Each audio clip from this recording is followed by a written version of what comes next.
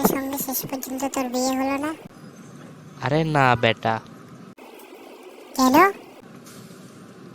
আমার তো তেমন টাকা পয়সা নেই, তাই সে আমাকে বিয়ে করতে রাজি হলো না। কেন তুই তারে তোর বড় লোক মামার কথা বলিসনি? এটা বলার কারণেই তো সে এখন আমার বড় মামি। জীবন, একটা কথা জানিস? কি কথা? কেমন কথা? শুন তাহলে। যিনি সুর করেন তিনি সুরকার, যিনি নাট্য পরিচালনা করেন তিনি নাট্যকার। এসব তো বুঝলাম। আর যিনি প্রাইভেট পড়ান তিনি কি? তিনি আর কি, তিনি হচ্ছেন প্রাইভেট কার।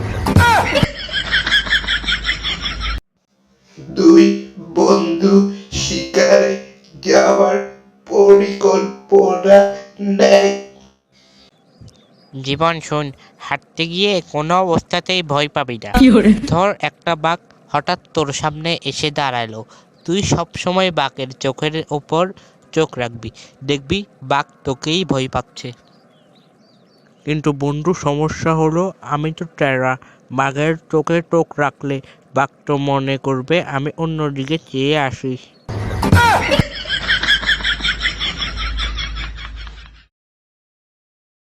বল্টু, কেমন আছিস? মোটামুটি। আর তুই কেমন? আমি চিকন চাকন।